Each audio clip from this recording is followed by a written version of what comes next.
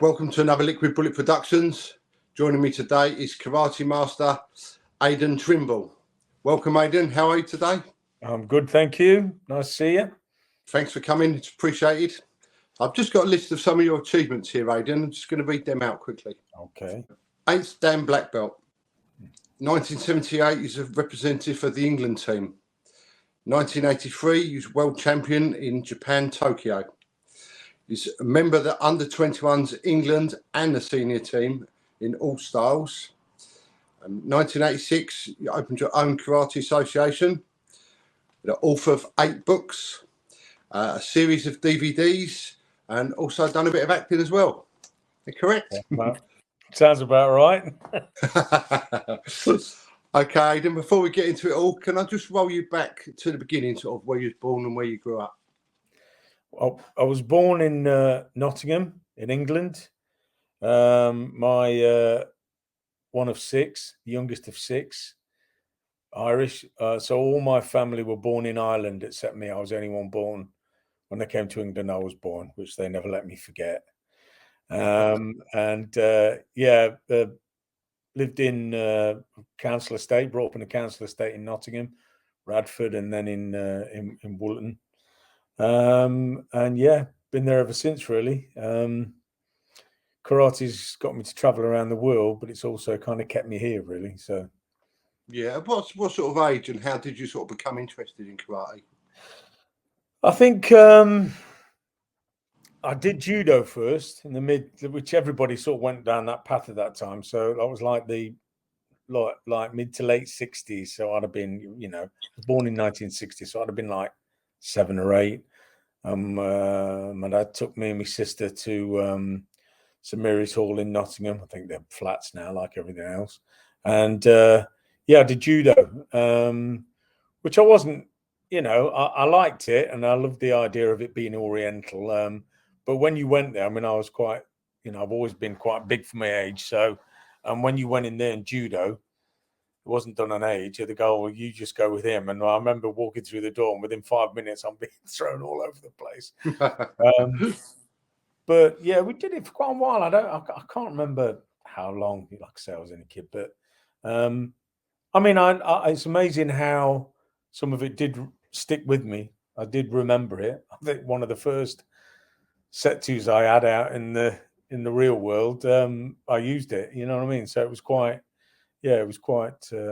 You never know what sticks in there, do you? And then from there, I had a mate called Chris Hallam. I still have got. He still teaches at my dojo. Actually, we were pals growing up, and I think originally we looked at sort of boxing gyms. I think we looked around a few boxing places, and of course, then all the kung fu films started to come out. We started from there. So that was what sort of interested you, was it watching a few of the films and stuff? Yeah, well, come out, didn't he, and that sort of thing. Well, it was massive. It was massive. All the sort of Golden Harvest and the Shaw Brothers films came out. Where they're running along on the fingertips and stuff like that, which was like we lapped it all up. Everybody loved it. And then, of course, the sort of Bruce Lee came out, and he seemed very different to all the other ones. And sort of culminating in Enter the Dragon, and that was it. Everyone was going crazy about that. So that's when we were actively trying to find somewhere to train properly. Where was the first sort of dojo that you entered? What sort of style was that?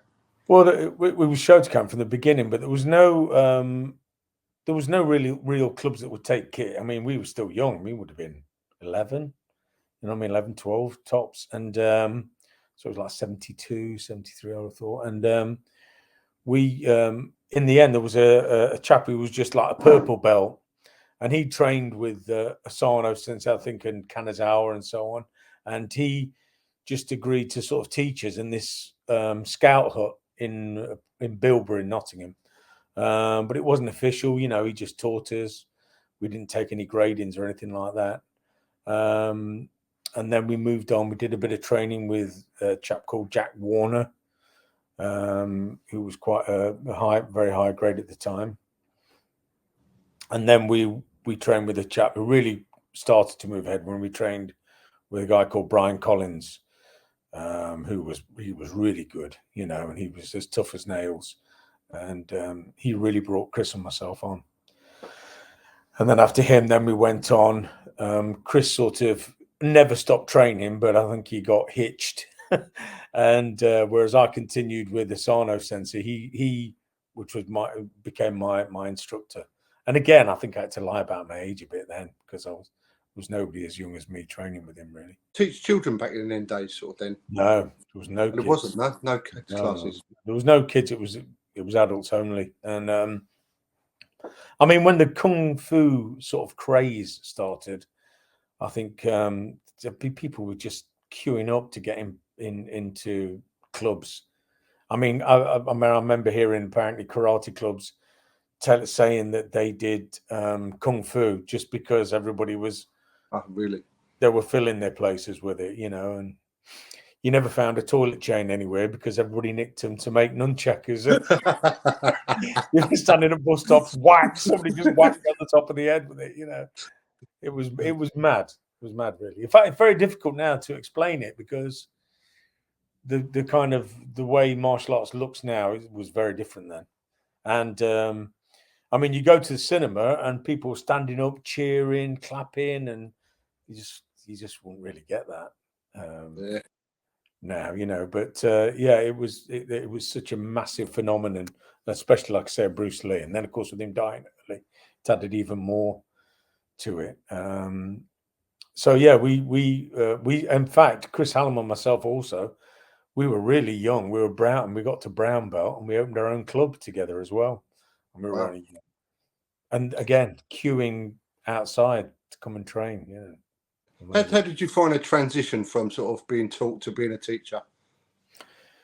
Well, it's strange, really, because like I said, we always taught. You know, we always wanted to run a club together. So I've always trained, competed, and taught. You know, as well. I always have. Obviously, not to the extent later on. You might do 1 or 2, you know, classes a week, and the rest of it. I mean, you train. Even then, when we were young, we were trying to train every single night, you know, and at weekends. So I never really transitioned. I suppose it's a transition when you become a professional. I mean, when I started, I think the first time I actually got paid to go and teach at a club was a dojo in Leicester. It was run by a guy called Bob Eberline, whose daughter contacted me recently, I think, because he was retiring or something like that. And his was the first dojo I got paid to teach at. Yeah, that was I think it was 25 quid. I had to go on the train to Leicester. Oh, yeah. But yeah, I think that's you develop something very difficult when you start traveling to other dojos and teaching, you know. Yeah. How did you find it sort of when you first started the karate? How did you find the sort of the kicking and the sort of flexibility needed for it? I loved it. I just loved all of it, and just couldn't get enough of it. Just wanted to train anywhere I could, and then going to my Asano Sensei, who was a Japanese instructor, and he was based in Nottingham. So it was just luck, really. I mean, it's luck that you end up in a certain style. It's luck that you end up with a. I didn't go looking for a Shotokan dojo, but it just happened that we had this top Japanese instructor in Nottingham, and I ended up training with him. I mean, that was pretty. And again, very different. You know, I often, speak to people in dojos now. Dojos are very different now. They're quite a friendly place to come to, and but they weren't back then. I remember going. I used to have to get 2 buses to get to where I trained, and my heart was going like that on the bus on the way, because you knew you're going to get punched and kicked, or somebody ended up bleeding, or I mean, it was. And as a young lad, it was daunting, but it was part of what made you good, really. Yeah, it's. I suppose it's sort of watered down over the years, isn't it? As it's sort of gone on. Yeah, well, there's good and bad. I mean, back then, I suppose. I mean, there was a sort of how would you call it, an ethos where people, or when people came, it was like either you come to train or you come in to fight, you know. So if anybody came from another dojo, it kicked off. You weren't welcoming anybody in. Like a beginner came and it was like, you know, what do you want? You know, and it was that attitude. It's like you're lucky to. I mean, I've spoke to old instructors who used to say they used to make the people wait. You can watch for 2 weeks and then we'll see whether we, you know, we accept you in. And then when they come in, they're kind of cattle fodder for all the seniors, you know. And so a certain type of person would end up sticking around. I mean, I would imagine probably 2/3 of my dojo wouldn't have lasted 2 minutes in a dojo like that because, but that's not a good thing, you know. It was great that you attracted people that, I mean, everybody I knew came from the similar kind of background when we trained at our dojos, you know. And you got in trouble, and you know, and you were, but everybody was the same. Yeah, it is very different now, I must say. Yeah, I suppose as well, like as the years have gone on, sort of health and safety's changed a lot, hasn't it? Like with like wearing mitts to spar and padded floor, etc., etc. I mean, all the leisure centres and everything in the Midlands and Nottingham with these cranwood tiles, basically concrete tiles, you know, that were like sort of varnish on them, but they were just hard concrete, you know. And we were sweeping each other up in the air, double foot ashibarais and scissor takedowns and stuff. And I can't ever remember anybody getting hurt. But I've got lovely mats at my dojo, and the amount of people they go over and they hurt themselves. So I don't know. Maybe it was because you knew it was hard and you had to roll with it. It's easy for me to say because I was probably the one doing most of the sweeping. Although Asano used to sweep me around. So, but yeah, it was, and there were no mitts. But then again, you see people go, "Oh, you know, that was it when you didn't wear mitts and everything." But the amount of scars on my knuckles here from teeth, you know, and it was, you were the one that ended up having to have injections because of, you know, infections and people getting the teeth knocked out. Nose, I mean, it wasn't good. Now it's probably gone the other way because you've got mitts sort of this thick. So I think it hit quite a nice balance in like the 80s when we had like mitts, but they were pretty small. The things on the feet were quite small, so you could still grab, and there was an element of contact, a lot more contact allowed. I can't remember any, but you know, I mean, there were a few, obviously there was a couple of bad accidents, and one in Europe, I think, and a couple in the UK, but that was because somebody would land and bang the head on the floor. It wasn't to do with the techniques themselves, you know, or somebody get punched and they already had a pre-existing heart problem, things like this, you know. But I mean, now the guys have got to wear chest guards. They've got to wear, you know, it has gone a little bit much the too way. far. Yeah. So Aidan, can I just ask you, what sort of age and what grade was you when you first started to compete? The first time I competed, I think, was 1975. I think it was 75, 76. And I would have been 15, 16, maybe even a bit younger. And yeah, they used to have a massive open competition in Nottingham. And all styles used to go. I mean, there was kung fu, there was, you name it, there was all sorts in it. It was an open karate championships, but there was all kinds of people competing in it. Yeah. And I think I was at the second round the first time. Next year I got through to and I was fighting in junior grade or something like that, but I did okay. And then I got my showdown in 77. And then I started winning stuff then. I think the first individual, well, we used to fight for Nottingham team and we won quite a few titles as a team, you know. And then I won my first individual. It was an all-stars competition in Sheffield. It was an all-students competition. I mean, there was kung fu, taekwondo, you name it there, and it was a complete bloodbath, as most of them were. I mean, they had that competition at Nottingham.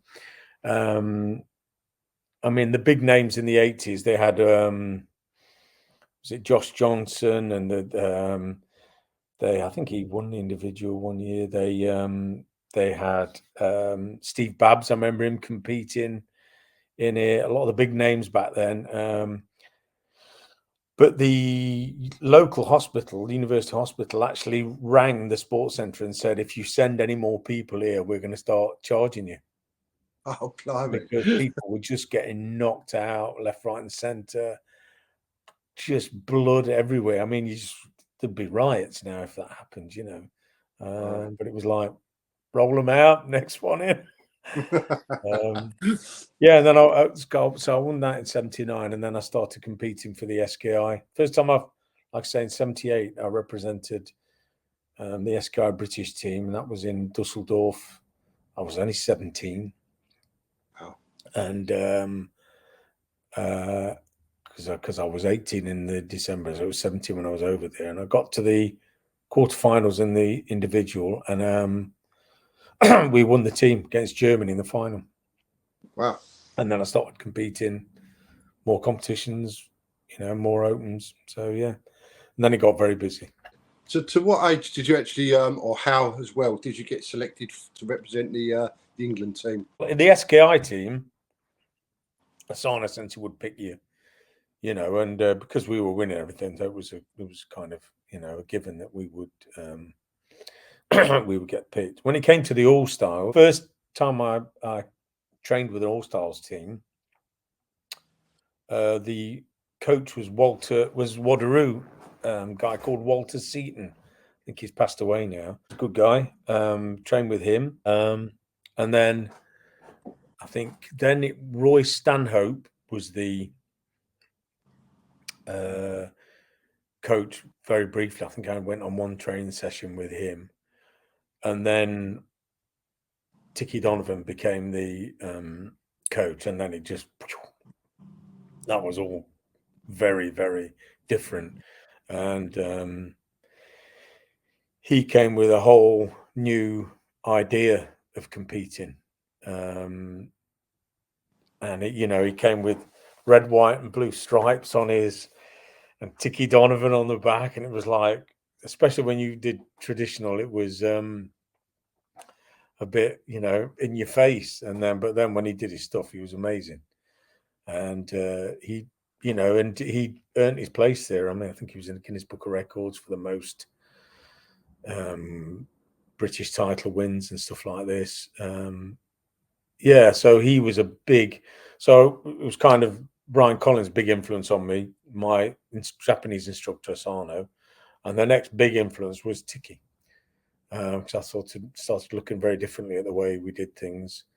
And he kind of just turned people out. He had a great eye for sort of looking at you and seeing what you were doing wrong. And when he was behind you on the mat, he was just, it was worth a point having him behind you to referee, So yeah, it was.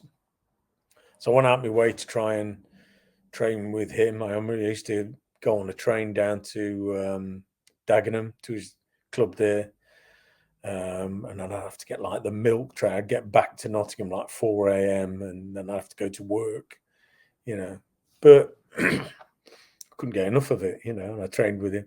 And, when Dominique Valera used to come over and they used to do their courses together, I loved it. It was great, It was really flash stuff, which I loved. And I mean, the stuff I used with my karate instructor, Asano, the Japanese, he was amazing, A lot of the times you'll say, oh, Japanese Kazamizuki, and he would do double foot ashibarai, scissor techniques. You name the kicks. He was great. We would fight him every week. He used to get us out fighting. He loved it, and it was great for us. And Tiki was the same. You get out. I mean, sparring with him was fantastic. His sweeps and his kicks, and of course Valera. You're up in the air every 3 minutes. Every 2 minutes rather. Yeah, so they were great influences, and it was a very good time to be in British karate then. I mean, we kind of ruled the world, all styles and individual styles, you know. I think when I won in Tokyo in '83, I think they were all coming out, you're the first Westerner to do this and that. I don't know. But I think in that, I think later on, I think a month afterwards, I think it was Charles Longden Hughes, he won the World Wadaroo Championships over there. And, you know, when you went for to the England squads with Tiki, I mean, the heavyweights, everyone was a champion. I mean, we were just, I mean, Vic Charles, Jeff Thompson, Jerome Atkinson, Livy White. These were just the heavyweights, you know. And then you got down the list again, of course, in Scotland. I mean, it was all on to get a place in any team there because the quality was so fantastic.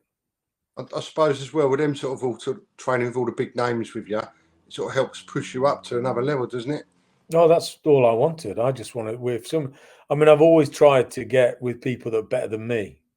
To this day, you know, if I'm teaching, I want to teach with people that do things better than me. You know, in my eyes, you know, I love the way that they do that. I want to teach with them, and I don't get so much of a chance now, but I certainly used to search people out to go and train with them, even when I was running my own group and everything. Yeah, I mean, Terry O'Neill, you know, he luckily quite a few of them came to Nottingham, you know, so I got to train with Terry when he came here, and that was great because he was one of the heroes, you know, a kicker, and all I wanted to do was kick, you know. And and then the next big influence, Dave Hazard came to Nottingham, and we just hit it off straight away, and he was amazing, and he still is. He was like the full package as far as I was concerned. You know, he could really do it out there, but his technique was amazing, and he was a great teacher. And so, I mean, I was used to going and training on courses, and I might get one thing, and I was writing them down. I've still got notes from when I've trained on courses. You know, that I go away, study it, see if it works for me. And if I went on a course all weekend and I got one thing, especially when you train with the Japanese. No disrespect, but sometimes it could be a bit boring. You get one thing and repeat. And I think the first time I trained with Dave Hazard, it was like there was so much stuff he gave me. You know, I was like, couldn't wait to write it all down. You know, Yeah. And then we ended up being, you know, good friends, and we've done a lot. We did a book together, and we did a series of DVDs. So yeah, he's been a big influence. I'll just, when you're onto your books now, I'm just going to jump back quickly before we go into that. Just a quick question. When you represented England and you went to Japan in Tokyo, yeah, how was that fighting on like their turf, and how was the sort of crowd around you? Were they sort of supportive or quite sort of against you? Oh, when we went to, well, that whole experience was amazing. I mean, I was 22, 23, something like that. And yeah, it was a big thing. It was at the Yoyogi Stadium, which was the Olympic Stadium in Tokyo. It was the first SKI World Championship, so it was big, and they had like a lot of dignitaries. I mean, the Toshiro Mifune, which was the most famous Japanese actor ever. If people remember Shogun and all those series, he was the star of those. So I met him 2 or 3 times when we were there, and of course I ended up winning it, and I've got a photo with him and the trophy and everything. Yeah, I mean, I think they won every event, I think, apart from mine, the Japanese, which goes against the run of the karate world, if you like, because the Europeans were winning everything, and it had to be so clear. So if there was any doubt, you were not going to get a point, you know. So it was yeah, it wasn't fair, if I can say. You know, they were kind of known for that, so I don't think they were that pleased. Everybody else was, of course, that I won. And of course, Japan was amazing, and the experience was fantastic. I ended up going back another couple of times, training. Did they welcome you over there quite well, or was it a bit of They do. You know, but it's very complex. It's a very complex society, you know, and it's well, as all are, but you kind of don't realize it until like I've got a couple of friends who've lived in Japan. I mean, obviously Dave Hazard was there for a couple of years, and but then I've got people I've taught with like Scott Langley and Richard Amos, I think, was there for 10 years. And when you speak to them, you realize there's so many layers in their society, and also especially in the karate world. So you can put your foot in it big time without even realizing it, you know. And in some ways, the society is a little bit kind of racist. I mean, the word gaijin isn't really that complimentary. I mean, they're called foreigners gaijin, and yeah. But on the other hand, the normal people that I've met there were amazing, very hospitable and lovely people. Really, it's probably the karate people that are the ones that are the worst. You know, yeah. But as I say, it worked well for me. I mean, a couple of years later, when I defended it in Dusseldorf, I really trained for it, but that was pretty blatant. The way that I ended up not winning there, but that was one of the catalysts, if you think, towards me kind of going away from the association I was with. To be fair, it wasn't my instructor Sano. I mean, he was putting his flags out for me, but the chief instructor was out there and just overruling things. But that's it. I mean, I was moaning about it, but then you speak to all the other, and they're all like, "We've all been ripped off," but it's kind of accepted. You know, the likes of Terry and Dave Hazard and all these people, and I saw a video with oh God, what's his name? I forget. One of the Belgian national coach now, Junior Lefebvre, and he gets ripped off terrible as well. You know, it's very blatant. It's not like they all go in a room and go, right, let's get this sorted. Trimble is not winning today, but it's sort of an underlying, listen, we don't want him winning, or we don't want these winning. So when I go, no, there's no point there, you just go, yours, you know, yeah, I agree. It was that kind of a, I suppose nowadays as well, over the years, it must get harder for them to do that so much because everyone's got a camera phone, haven't they? Everyone's filming it, where in the old days, it wasn't really filmed, were they? Many fights. No. I mean, but I would say, but I always remember my instructor, Science, he says, it doesn't matter. Japan doesn't care. It's about the record. It's about what's recorded. And I was like, wow, really? You know, and it was, it's not unique to Britain at all, but we do have this sense of fair play. And it's like, we're horrified when it's, you know, it's just not cricket, you know, it's like, you know, and for, you know, if it wasn't the Japan, we'd be moaning about the French and the Italians, you know, but, you know, we're always going to be, but we just hate that sense of being ripped off, you know. But they were pretty blatant about it, to be fair. But it's water under the bridge now. Yeah, what can you do? Okay, Aidan. So I'm just going to touch on now. You're an author of 8 books. Can you just run through your books, please? Yeah, well, we that came about with a friend of mine, colleague at the time, was Vince Morris. He used to train at the same dojo as me, and back in the 70s, he did a book called The Karate Do Manual. And anyway, when I left my association, I started my own group up, and Vince contacted me and he says, "Look, I'll come with you." He was with another group at the time, and I went, "Yeah, great." He was kind of older than me, so I thought that's good because I was young, 20 so I thought it would be a good mix, and we got on.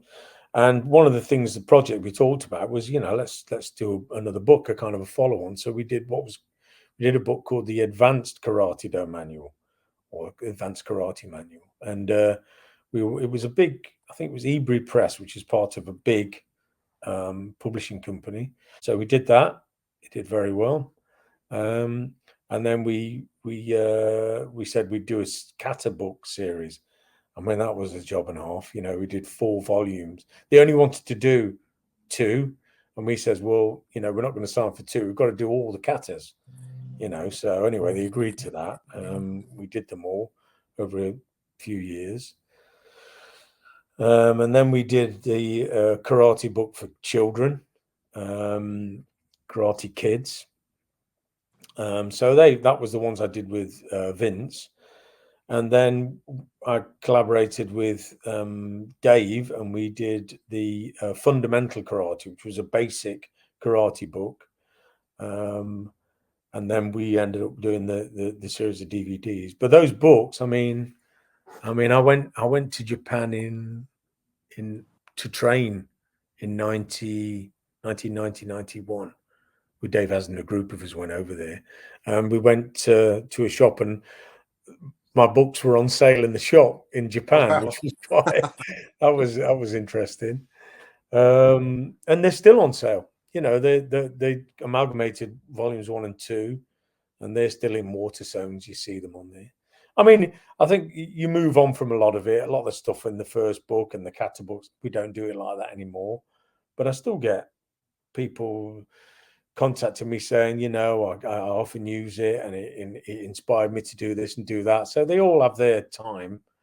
I suppose the only one that stood the test of time is the one I did with Dave Hazard, because that was a basic book, and it's still the way we do it. I think that was a very good book, and the DVDs, they've stood the test of time, I think. Yeah. Although nobody has DVDs anymore. No, it's just going the other way now, isn't it? It's all digital. So Aidan, can I just touch a little bit as well? You've obviously done a bit of acting yourself as well. Can we go into a little bit of that? Yeah, well, that came about. Well, obviously, the whole martial arts has always been linked to movies and stuff like that, and I've always been, fixated on films. I love, still to this day, I love going to the cinema and seeing stuff. And I was working after the Worlds. I was working in a fitness, it was a dance center there, and I used to teach aerobics, and it was massive then. I used to have like 80 women in a class back then. Wow. When you think of 80, and that was a regular thing, which of course was a nightmare. And so yeah, I did that. And what the dance center that I taught at, they had a like an agency for what we call extras at the time. So I wasn't really fussed about doing that. But then they were doing a big production, and it was called Annie's War or something like that. And it was an actress, very famous actress at the time, Diane Cannon, and she starred in it. So it was an American production. They were filming in the Midlands, and it was all to do with the war, Annie's War or something. And they wanted like an SS officer, and they wanted somebody tall, fair-haired, and blah blah. So I know they sent my stuff, and they went, "Yeah, love you." So I was going to be a baddie SS officer, but I didn't have an equity card. And then it was, I don't think it's as strict now, but it was really strict then. You couldn't appear on TV without your equity card, which was like the union you had to be in. So then I went out my way to try and get the equity card. And I ended up getting it through singing at how you do it. You got your equity card, you had to get professional contracts. So I got it through singing at people at like hotels and stuff like that. Got it. And then promptly got nothing. No acting work at all. But then I started to get the odd one a bit later on. But they were all little, walk-on things. I wasn't really bothered with that. So then I started doing some acting training in London with a woman called Claire Davidson, and she was great. Did that regular. did like a few courses at RADA in London as well. That was good. And then I started to get some auditions, and I started getting them. You know, so I got the bill. That was a big program back in the day, wasn't it? Yeah, it was massive then. Of course, I was a bloke who'd, you know, mugged somebody, and I was in court, you know, the usual. And then I did Emmerdale, but when I did it, I mean, that was quite a big part of the bit in Emmerdale, and they were on about continuing it on the character, but anyway, it didn't happen. But yeah, that was quite daunting, because you turn up one day and all of a sudden you're acting alongside these people that are, you know, household sort of characters that people see all the time. You know, it was weird, and they're really, really nice people. It was great, and it was a whole thing around rugby team and stuff like that. So Martin Offiah was in it, and the rugby player, and so that was great. That was good. And then I started getting a few others, and I got kind of a bit of momentum going. And then, but the whole thing with the acting is it's very fickle. Do you know what I mean? It's like, I know I've had students that have gone into acting and said, oh, I'm going to pack my job in and do it, because you get a few on the run and then it just goes, whoosh, and just stops. Yeah. So you need another income, then you have to keep the sort of. Yeah, it's very. And I think the thing was as well that I never missed a karate course or anything like that because of the acting, and like your agent my agent, because I kind of didn't understand that. I had this guy say, I'll go to London for an audition. I go, okay, I'm not going to miss this because I've promised this club I'm teaching here, you know, well, you know, so I think they weren't that happy. Plus I got 2 little kids and married as well. And we want you to go for an audition. I booked the family holiday for then. And I thought, well, I'm not going to let them down for that. Nah, you know? right. So it was difficult, and but I really enjoyed it. And the more you did it, the sort of more confident, the better, you know, you become. We did. Well, I took a team to LA once. That was quite fun. And the guy that I was, it's a good friend of mine. I did a front cover for his book on disabilities. We did a lot of work for karate with disabilities back in the day. I mean, we did a load up and down the country, and he was into acting as well. Dirk Robertson, he's still a good friend of mine. He lives over in the States, and he's actually doing a biography of me at the moment and that. But I don't know. I never know whether to push the button on it or not, but that's another story.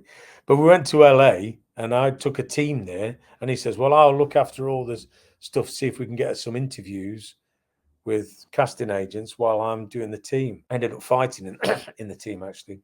But before we went there, we met a guy who was the director of The Long Good Friday. Don't you remember that film?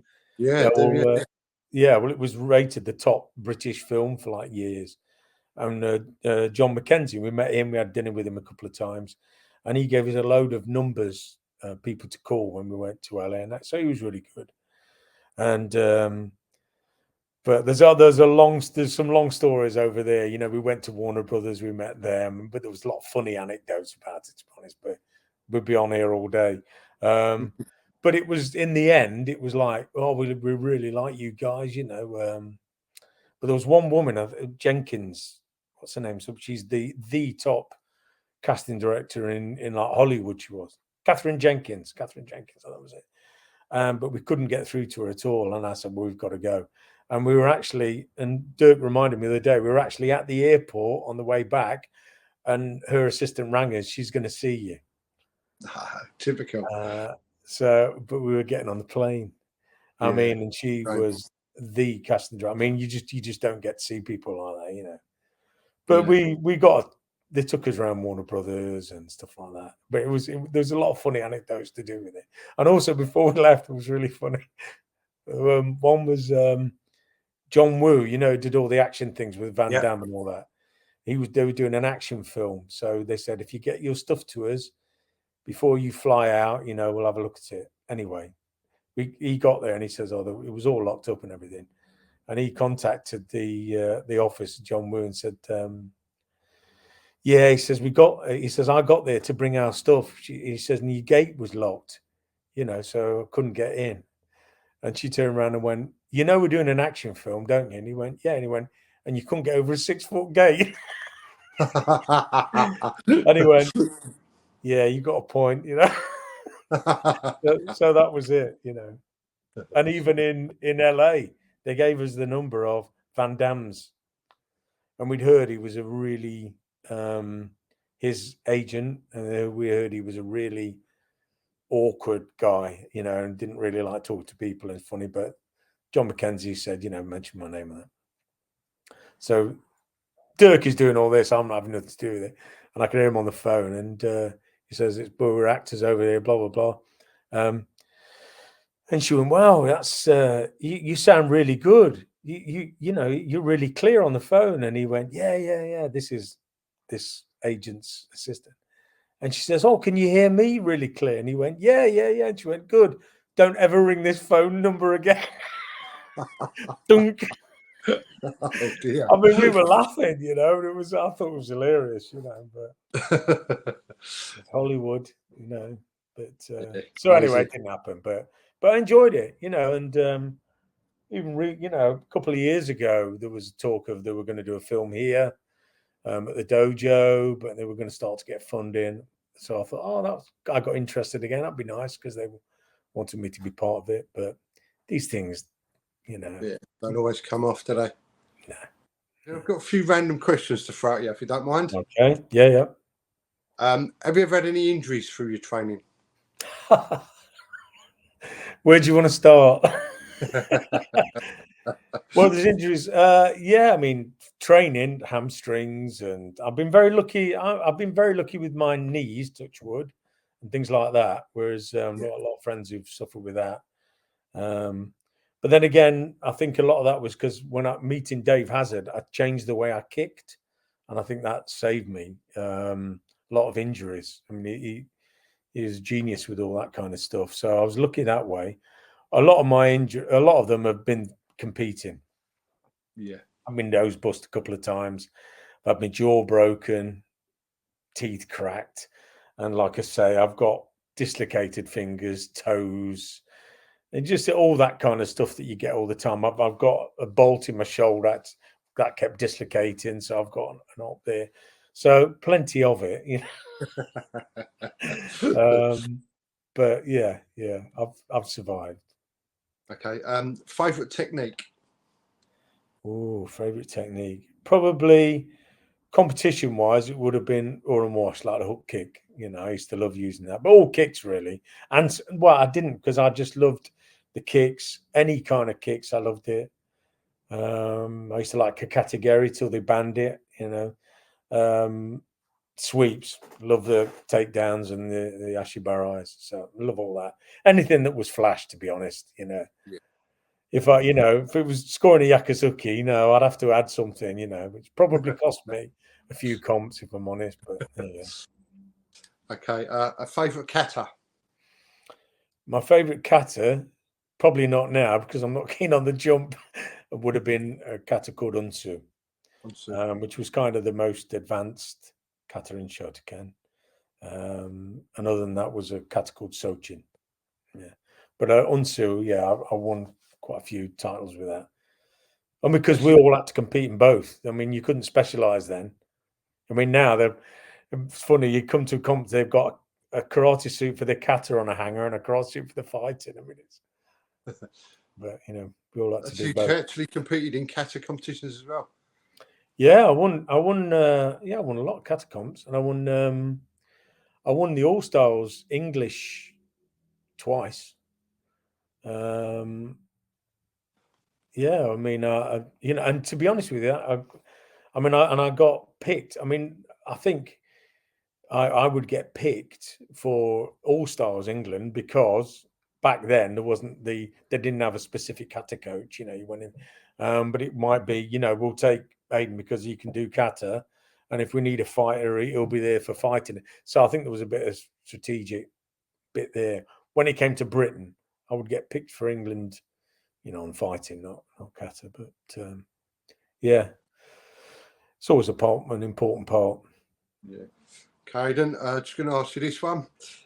Have you ever had to use karate in a way of self-defense in real life situation? Yeah, a few times. Yeah, well, it's well, I was young when I started karate. I don't. So I mean, it's if you ever get in a fight, I've had to use. I used karate, but yeah, I mean, I think about a week after I got my shodan, my black belt, I ended up in a row in the street. That was where I used the judo throw on the guy. He came close in, and I was young. I was only 17. These were blokes, but he came in and grabbed me, and I did a judo throw on him, swept him right up in the air, and I punched him. No, but there's another story. I actually went to kick him, and I controlled it. That was an eye opener. Just shows you, that's why I always hit things. We always hit things. I have pads in my dojo all the time, but I quickly recovered, threw him over, but I ended up actually knocking him out with a mawashi with a roundhouse kick. Yeah. So, and then over the years you get involved in a few rows. Yeah. I've had knife pulled on me. I've had a few bits and bobs. I've had a few set twos. Do you find never started them, by the way? Do you find out that having a karate background, it gives you more confidence to deal with that sort of situation? Yeah, but it's it gives you a sense of realism as well. I mean, when you're young, I mean, when I was young and fight there, you're inexperienced. I remember a guy kicking off in a big beer keller place, and I was only young, about 17, and a guy jumped on the back of one of the doormen who I knew at the time. So I pulled him off, got him by the throat, and held him down. He was quite a big bloke. And then he went, okay. And then I turned around to go back. Of course, then he jumped on me, put me in a kind of a neck lock. And I remember thinking, I'll grab him by the groin, tight jeans on. There was nothing to grab there. I thought, I'll pick him up. And I thought, if I pick him up and throw him, it's going to break my neck. Luckily, there was a guy who used to train at the club there, Dave Newham, who I recently read up with again, and he pulled him off and ended up. But again, it was just inexperience, thinking the fight's over when you do this. But also the thing about the fighting as well is that I worked on the doors for a while, and that was an eye opener. You see people, stamping on people, and I remember having a conversation with Terry O'Neill, who's obviously legendary for his rows outside and working on the doors and stuff like that. And I just said to him, I said, for all this training that we do, I said, I don't think I could actually stamp on somebody. I know we train it all the time. And I had a few, and he went, and he's like, he goes, it's because you're a nice bloke. He said, and I went, oh, okay, like this. Within a week, I was exactly doing that. We got a massive row with about 8 guys. Sweat, bang. And, but once I'd done that, that was it. It was on to the next. Whereas I've seen it with a door where people are jumping on. I mean, horrendous. And I think that's a frenzy. Whereas it was control. It was bang, he's out next, and so yeah, the karate has been very good like that. But what it teaches you as well is that you never know who's out there. I mean, some little skinny, bloke can be carrying something, or could be an amazing fighter. I mean, there are people out there that you wouldn't want to mix with, who've never done a day's training in their life. It's I think avoiding getting in a fight is the main thing. I mean, it's to have done it and got through it and got that bit of experience. It's nice, but it's not something you'd recommend. But I have learned from it. I can't deny that it's been very valuable to me. Yeah. Okay, Aidan, I just want to finish up on your opinion, please. Over the years, you see a lot of this. They call them dojos now, don't they? Where they're just getting people in and taking their money. What's your views if someone was out there and they wanted to get into martial arts? How to avoid one of these, dojos? Well, you've got to do your research. You know what I mean? You've got to find out. You go on the internet. It doesn't take you long, does it? If you go on the internet, and obviously you don't look on the stuff that's been put up by the person, try and get some opinion. I mean, it's pretty easy to go on there now and find out what people actually say. I mean, it's it's like everything else in not only just martial arts but also in life. It's all balance. I mean, the whole Chinese thing of yin and yang, they got it so right, and it's that balance that we never seem to get. That's the hard bit. It's either all.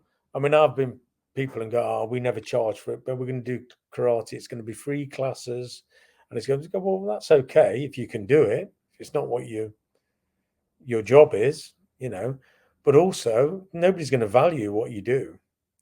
So it's a balance between, people charging £3 for a class and thinking they're doing a great job, and then somebody that's, got a franchise where everybody can join it and charging a fortune and basically letting everybody grade, and they kind of spoil the job because I get people that come to my dojo that have been elsewhere and they've represented England and they're a black belt and they're kids, and you look at them and think, well, they can't do anything, and I feel terrible because you don't want to. It's a child, so you don't want to, or a young lad, and maybe even a teenager. And you go, God, I don't want to burst their bubble, but I'll go, oh, you keep training and say I go, but they've been spoiled. Yeah, you can't go back and go, yeah, you know what, we need to really revisit all this because you haven't. It's too late, How do you tell some kid that they know, their black belt isn't worth anything? yeah, But it's getting that balance. I mean, I know big dojos that are traditional dojos really give everything to the students, but they just run the dojos really well, and it is a business. But it's a business that, hey, but my dojo here, this is a business. But it's linked with that is I've never looked at my students and gone pound signs. It's this pays my mortgage, but I'm also turning out good people, and if I couldn't learn them, I mean, I could fill this place with 3-year-olds, and I've gone to parents, well, we'll pay you. And I went, listen, it'll be a play scheme. Take them to a play scheme, take them somewhere else. And when they're a certain age, bring them back, let them have fun. And then, and then we'll see. And adults, it's absolutely mobbed at the moment. After COVID, it's just gone crazy. And I haven't been advertising or anything, but I've got a lot of people that get a lot out of their karate training that probably wouldn't have, as I say, back in the day would not have lasted because it was all about fighting. Whereas now it's about their health and well-being. But it's getting a balance, because if I get people who just want to fight and get in competitions, I want them in as well. So I'll put them lot together, and people that I'm not really interested in doing much of that, I'm going to gradually bring them into it because I know they need it. But okay, well, we can train over here, and you can gradually come into it. It's and that's your skill as a teacher, really. It is for everyone. I've got a lady who comes here. She's just got a black belt. She comes in a wheelchair, and I've had a few like that, and she comes in a wheelchair. She's got strapped up everywhere. She's got a condition where she can dislocate her joints very easily. So I've adapted everything. But I made her do her kumite stuff. I made her do her fighting. So she had to earn it, a black belt. She was a brown belt from France. She came over as a brown belt. But I had a woman turn up in crutches once here, and she says, I want to do karate. I went, okay. She went, I've got to have operations through arthritis and stuff. And I went, okay. I said, well, look, I'll try, but I'll be honest with you. If I can't give you a private lesson, but you know, if it works, then go. I got her working on elastic bands and stuff like that, and she still messaged me a couple of years ago. She had to move away. She went, it changed her life. She didn't have to have the operations. I mean, it sounds very dramatic, and it was. You know, so it can be. It's not just about, you know, getting in there and competing, which we still love doing, by the way. You know, but yeah, I mean, and like Dirk and myself did a lot of work with people with disabilities. I do have conversations with my friends who'll go, well, karate's not for everybody, is it? It's about fighting and that. You know, I went, well, yes and no. I think really though, with that, with people with disabilities, I mean, if they can adapt to what they can do, can't they? So yeah, I think, like you say, it can be for everyone. You just got to, you know, obviously you may not be able to do the full syllabus, but change it for their way if they can do it. Yeah, and of course, people who are disabled, there's as many differences with somebody who's got a disability as there was in a regular class, whatever that is. So to pigeonhole somebody with disability, you'll have people who've got a disability who want to have a row. I mean, I used to teach these guys that were in wheelchairs, and I said, "What are you doing?" They were saying, "Well," and I was talking to people, and they said, "Oh, we can adapt katas and do this." And when I spoke to them, they said, "Oh, we want to fight." So, and I said, "Okay," and I got there. I mean, they were pulling each other out of the wheelchairs and bashing each. Now it looked horrendous, but they enjoyed it. So, but it wasn't about it looking nice. You know, they were learning to, you know, what if somebody grabs me? And it's about what that person wants. Yeah, and what they're capable of doing, I suppose. We had a guy on we've interviewed on here, and Jake Peacock. He's a Thai boxer, but he's only got one hand, and he's already 3 times champion. He's absolutely awesome. If you get a chance, have a look. He's there was a very famous fighter within the KUGB karate, so it was Owen Murray, and he got picked for the England team. He was on tickies. I think he fought on tickies, fought on that, and he only had one hand. Wow. And he used to have to take it off, and he had just like a cushion on it. But he could proper fight. You know, he was amazing fighter. But people would be playing cards on the train going somewhere, and he'd throw his hand, you know, and go, "I'm throwing my hand in." I mean, he was from, I think it was Sunderland from. I mean, proper, yeah, really good bloke. But yeah, it is, and it just adapts, it changes, doesn't it? I mean, that's the thing. It's the dojos today are very different to what they were before, but I think as long as you are honest with your students and you care about them, you know, which I do, then and karate will thrive because of it. You know, it's not gotten. I don't think people have got any softer. I hear that quite a lot. You know, oh, it's softer. It's not. It says the rules in competition change, so that kind of makes. It's like football. If they change the rules in football, they're not wimps. Footballers, you know what I mean? They adapt. They writhe around on the floor because it's the rules. Yeah, it's like that nowadays, isn't it? You'll see people get punched and they go down, which I hate. You know. And then you'll see the same people who go in that karate combat and they're knocking 10 bells out of each other. Yeah. It's the rules. It's just the rules that change. Play to the rules, yeah. Okay, then we're starting to wind it up there. But before we go, is there anywhere people can find you or follow you if they're interested in training with you? Or yeah, well, I'm on Facebook, and they can always get me on Messenger on that. Or there's info at thedojonottingham.co.uk. You can always get hold of me somewhere, you know, just put my name in the internet. I'm sure people can get me. Marvellous. Okay, Aidan, we'll wind it up there. Thank you ever so much for coming on. Really appreciate it. Thank you, Aidan. All right. Take care.